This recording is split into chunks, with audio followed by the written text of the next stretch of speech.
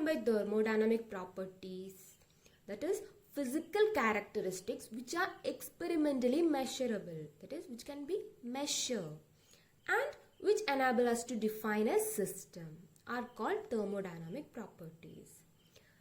That is here a system in which there are large number of particles, that is particles means any particles, that is atoms, molecules, ions, that is atoms, molecules, ions, etc.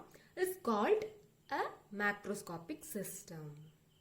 That is a thermodynamic property associated with the collective behavior of the particles in a macroscopic system.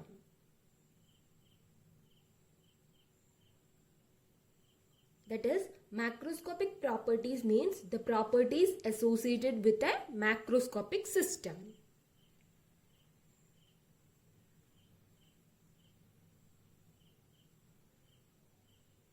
Macroscopic system means what? The system which consists of large number of particles. That is, the properties associated with a macroscopic system are called macroscopic properties. That macroscopic properties are pressure, volume, temperature, composition, density, viscosity, surface tension, refractive index, etc.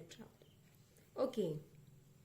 We are classifying these macroscopic properties into different categories, that is intensive and extensive property. First one, extensive property. It is a property which depends on the quantity of substance present in the system.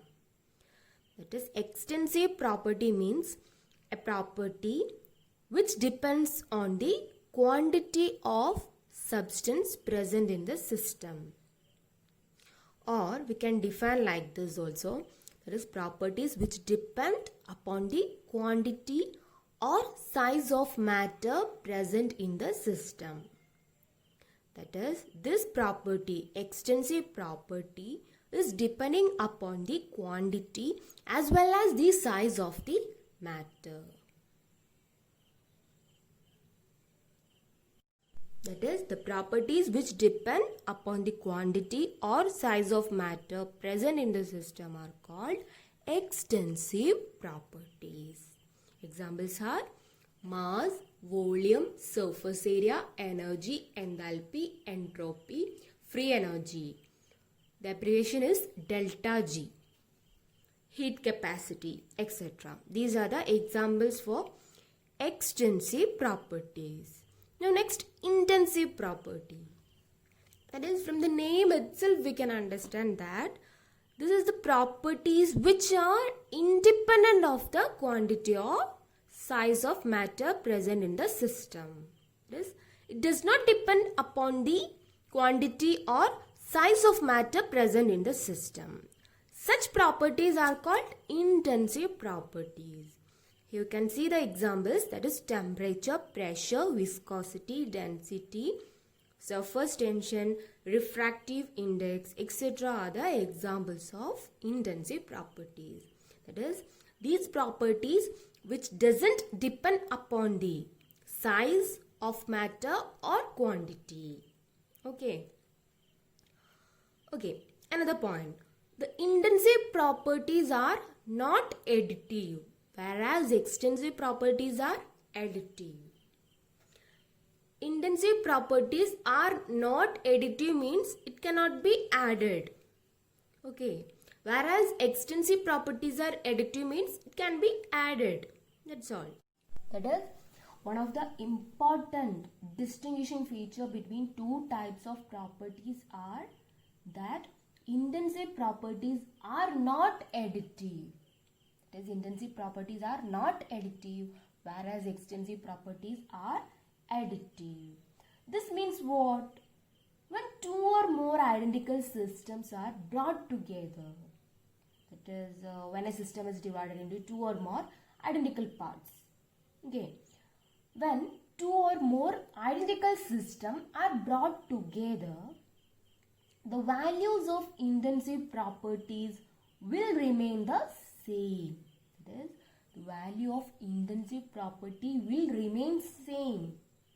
That is, intensive property means which is independent of the quantity or size of the matter present in the system. That is, it remains the same.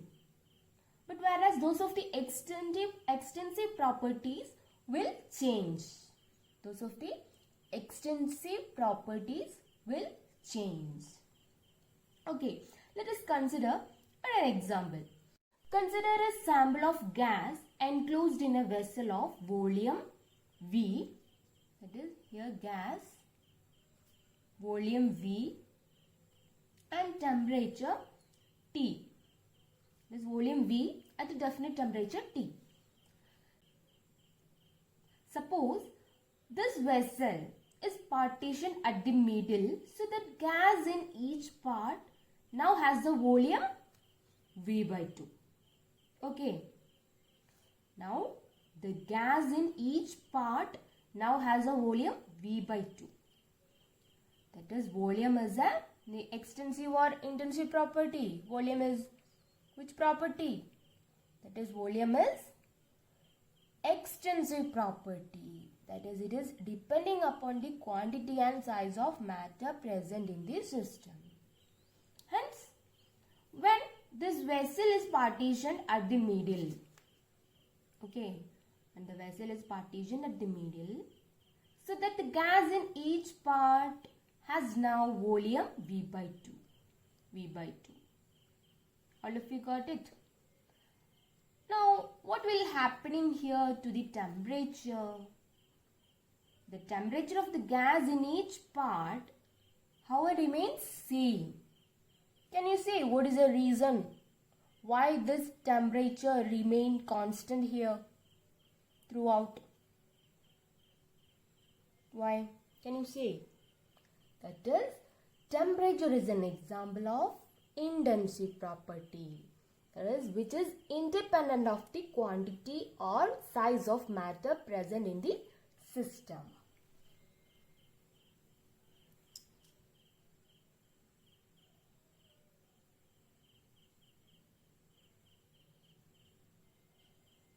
That is, the temperature of the gas in each part, how it remains the same. Thus, volume is an extensive property and temperature is an intensive property. Okay.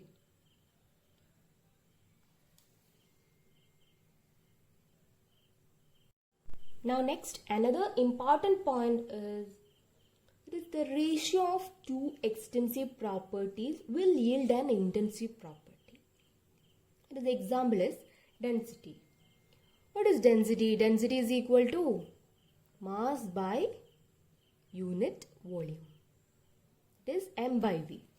So, the ratio of extensive property will yield an intensive property. Mass and volume is an example for extensive property, and its ratio will yield density, which is an intensive property. Okay.